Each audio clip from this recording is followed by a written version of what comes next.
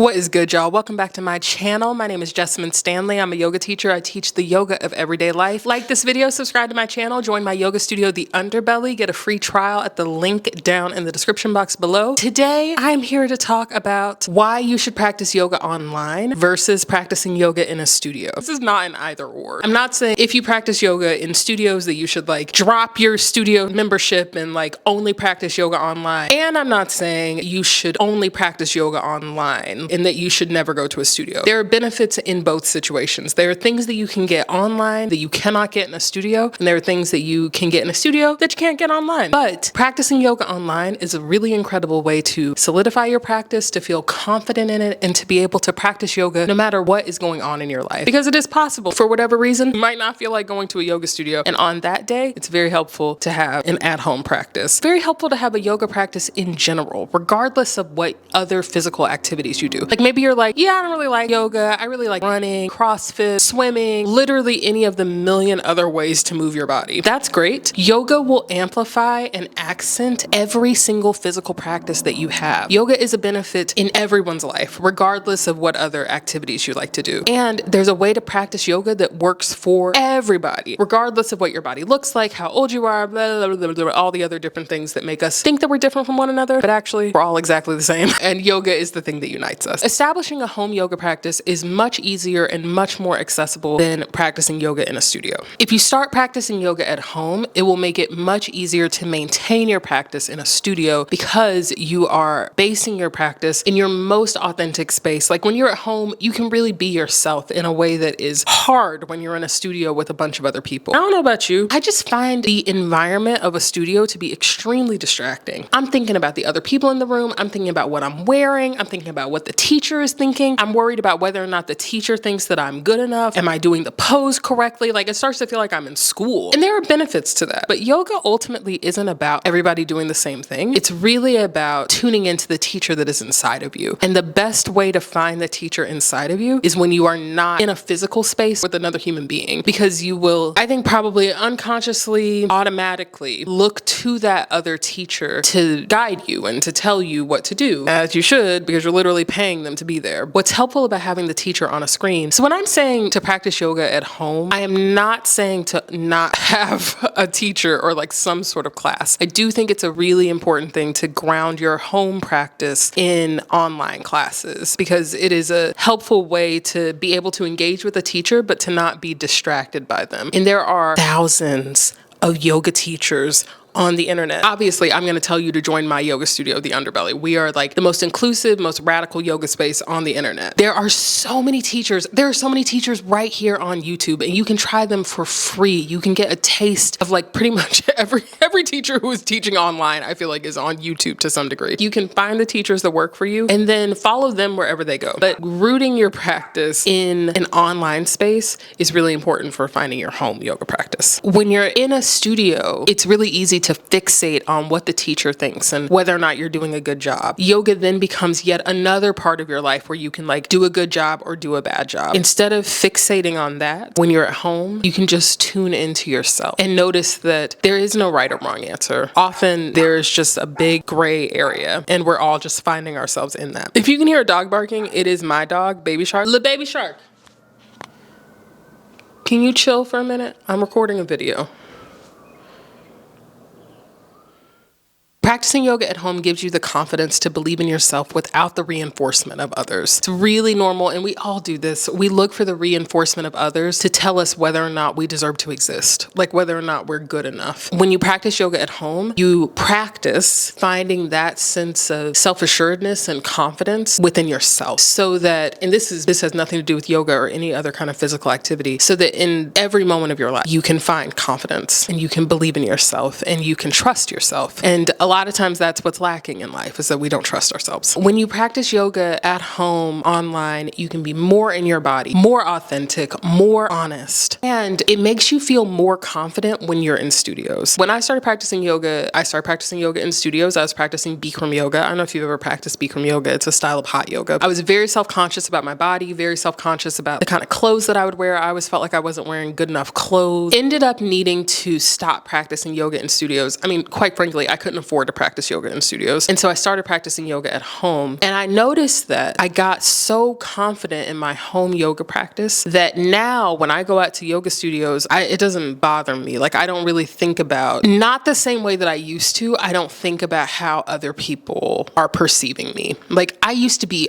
fixated, obsessed with like, what's the person next to me think? What about the person in front of me? Oh my God, what's going on? Now I'm just like, there's other people in here. That's real interesting. I'm aware of them, but I'm not thinking about them the same way. And maybe it'll be different for you, but that was a huge thing for me. I'm practicing yoga for over 10 years. That happened over time, but it's definitely possible. And practicing at home is how that happens. I used to be so afraid that a teacher would correct me. And this is a whole thing, a whole psychological thing to work with, like to understand, where does that obsessive need to not be corrected? Like, where does the need to get it right come from? Maybe it's a Virgo shit, but also I think that's something that everybody experiences. Now, when I have the opportunity to practice yoga in studios with a teacher, I'm grateful to have a teacher offer me feedback. They're just doing their job and they're trying to help. The level of self-consciousness, it can make the experience not fun. When you practice yoga online, you have access to teachers in studios that are way more diverse than you would be able to access just in your neighborhood. And even if you live in like New York or Seattle or San Francisco or like literally anywhere where it's LA, anywhere where there's like a lot of yoga, it's still only ever going to be so diverse. Not even that it's not diverse. You may have a studio that's right around the corner from you that's like all bodies, all levels, like so inclusive, but like you could find tons of studios like that online. And it's also not saying that you shouldn't go to your local studio. Go to your local studio and then also cultivate a practice at home where you can learn from other teachers, because it doesn't even matter. Like literally, you never know who is going to say that one thing that just completely unlocks your yoga practice, that totally changes the way that you understand something. Maybe you've struggled always with downward facing dog and you're just like, downward facing dog is the stupidest, most bullshit posture. Like, why does anyone do this? And then you go to one class with one teacher that you never practiced with before. It could be an online class. Maybe the teacher recorded this class like years ago. You never met this person. They're in like Scandinavia. Is that a place or is that just like a thing that we call like where Sweden and Denmark is? I don't know anything about Europe. You're taking a yoga class from the Scandinavian teacher and they say something about downward facing dog that you're like totally unlocks the posture for you. And because you're at home or in a safe space where you're like, you don't feel like you have to perform for anyone, like you're just like in it, you can hear them in a way that opens up the practice for you in a different way. Also, practicing online, it's a really great way to try out different teachers, because sometimes you go to a class with a teacher and you're like, I'm not vibing with this. I'm not feeling this. The teacher is such a huge part of the yoga practice. Like, I would say it's 90% of whether or not you're going to enjoy the practice.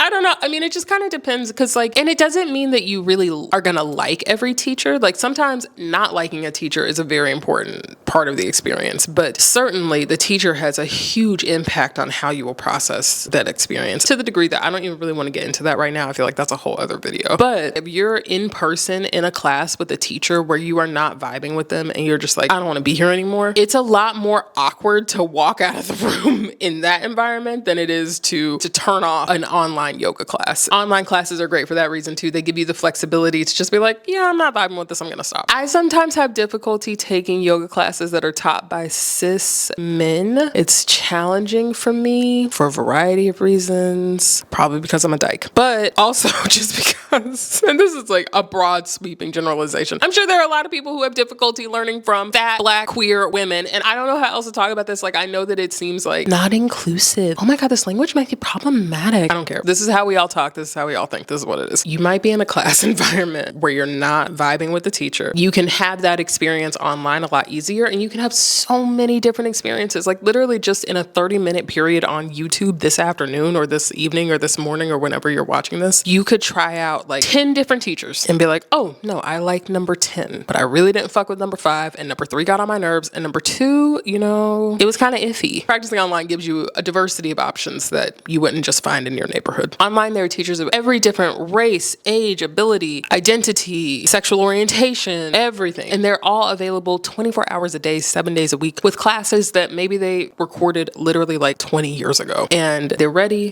for you. Their heart is open to you, and that you might identify with any one of those teachers more than you identify with the teachers in your local studios. Again, this isn't saying that you shouldn't practice yoga in studios. There are so many experiences that you can only have in a studio and that are are very important to have in a studio. Even just the experience of sharing space with other practitioners and feeling the energy of a teacher, even just that is powerful enough, I think, to be a reason to definitely go out to live classes, IRL classes, in-person classes, maybe is what we should call them. And the experience of breathing together is powerful in and of itself. I was just at a class this past weekend, and the teacher was reminding us that like the reason that we practice yoga in community, the reason that we practice yoga as a group is so that we can offer each other, so that we can support each other. That is like the whole reason that we come together as people in general, not just in a yoga space. I did not appreciate that before the pandemic, and I taught yoga all over the world, and I never appreciated the group experience of practicing yoga until we couldn't practice yoga in spaces. So I kind of like the inverse, the opposite experience, where a lot of people, when lockdown happened, they were like, what the fuck? I've been going to this yoga studio forever, and like now I can't go to the studio anymore. And I was like, awesome. Honestly, I hate people, so like I don't want to be at a studio. But then when I started going back out to classes, and really when I started teaching classes again in person after quarantine, I was like, oh yeah, this is like important. And now I'm like, oh no, this is extremely important. Just that energetic connection with other people, it's powerful. It can change your day, change your whole life. So yeah, I'm not saying don't practice yoga in studios. Not to mention the hands-on adjustments and wisdom that you can get from a teacher in person. Very important, beautiful, like necessary. So I'm not saying don't practice yoga in studios, but I am saying that practicing yoga online is the perfect accompaniment to your in-person studio life. When you practice yoga online at home, you can dive deeper on different postures and build a much stronger foundation of knowledge and like a wealth of information within yourself that you can then carry with you into in-person classes. I've talked about this a lot. I think I've talked about this already, but when you're in studios, it is so easy to be distracted by the other people in the room. Sometimes you don't even notice that you're distracted by them, but like you'll just be like subtly thinking in the back of your mind, like, what do other people think? What is everyone else going to think? And it stops you from being yourself. You're like, I wouldn't act different if there weren't other people here. Like I would act the same. I promise you there are sounds that you would make. There are things that you would allow your body to do, like fart. There are things that even if you would do them in the group class, you wouldn't think about it at home. At home, if you need to barp. Burp and fart together. I love that, actually. If you need to burp at home, you burp. If you need to fart, you fart. Feel like taking off a layer of clothing, you do it. You're not thinking about anyone else in the room. You're not worried about if you need to make a loud exhale or if you need to scream, if you need to cry. These are all things that happen in a yoga class. And sometimes when you don't enjoy a yoga class, it's because you didn't give yourself the space to really feel all of your feelings and to have the full experience. You spent the whole class being anxious about what everyone else thinks and worried like, oh my God, what if I make this sound? What if I make this noise? What if I do this thing? Oh my God, everybody's gonna notice. What's gonna happen? And it's like, chill. Also, while you're chilling, just let it out. Just let it happen. Because when you're in a group class and I know the person next to you or it's the person behind you doesn't want you to fart on them, but like you're giving them the freedom to be themselves when you do that. I'm thinking of it specifically like when you exhale loudly or when you start crying or whenever you just let your voice do what it needs to do. It makes space for other people to do the same thing because they're worried about the same shit that you're worried about. You're opening the door for everybody to be more comfortable whenever you are comfortable with yourself. And you can build that comfort and confidence with yourself at home. I think one of the biggest reasons to practice yoga online and not just in studios is that you can hold on to your practice no matter what happens because anything can happen. If you have a teacher that you really, really like that teaches at this one particular studio, if they move, maybe that teacher's like, I'm moving to Hawaii, catch y'all, never. Then you're like up the creek. You don't have that teacher anymore. Maybe the studio closes. This happens all the time. Maybe the studio closes, you can't go there anymore. Now all of a sudden you don't have a yoga practice. And so being able to have a yoga practice no matter what is the most important thing. It does not matter, like nothing else matters, but just being able to maintain it for your entire life. The wind will change, the weather will change, everything about your life will change, but you can have this steadying, balancing practice that will carry you through and over and with and in those winds of change that we can expect because that's what life is. Life is change. Practicing yoga online offers you flexible scheduling so you can practice whenever it makes the most sense for you and not just when it makes the most sense for the studio. The studio is going to run on whatever schedule they run on. But if you practice yoga at home, you're never late for practice. And that's another thing is like maybe you're a person who is chronically late for things. If you are late for a yoga class at some studios, they will close the doors. They will not let you in. And if you already paid for the class, now you out $20, $30 or whatever because you were late for class. I wonder if yoga classes cost more than $30.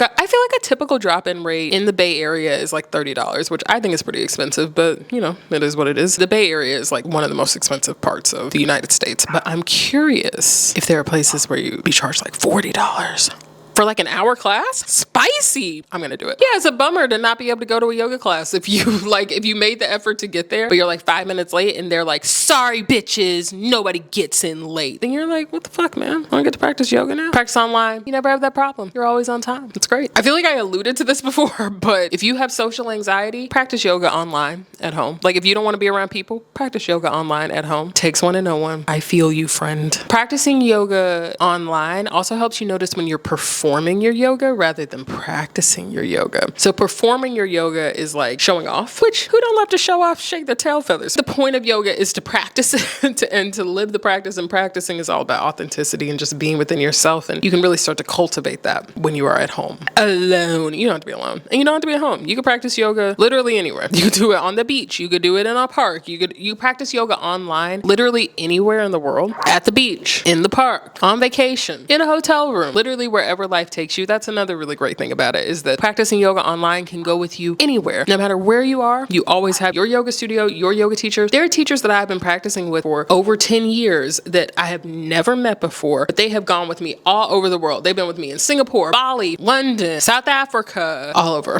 But I always had access to them because I practice online. Practicing yoga online is great when you're sick. If you are physically sick, practicing yoga is a great way to help you beat illness and help you heal yourself. But it's great whenever you can heal yourself but not get other people sick. So you practice yoga online, practice yoga in the safety of your own home, not get anybody else sick. Works out for everybody. Practicing yoga online helps support consistency in maintaining your yoga practice for the entirety of your life. The goal with yoga truly is that you would start practicing yoga before you are born. Your birthing parent would practice yoga throughout your gestation, and then whenever you are born, they would teach you yoga literally as an infant, and then you would carry your yoga practice through your entire life, because your body is going to change. It will get bigger, it will get taller, longer, it'll get older, but the spirit that lives within you will be there the whole time. So anything that you can do to be able to maintain it in the long term is really important, and being able to have the consistency of a home practice will give you that. Practicing yoga online is also way more affordable. A monthly membership to a studio could be like a couple $100. It could be between like a couple $100 to like a couple $1,000, depending on the studio, depending on where you are in the world. But a monthly subscription to the Underbelly is $20.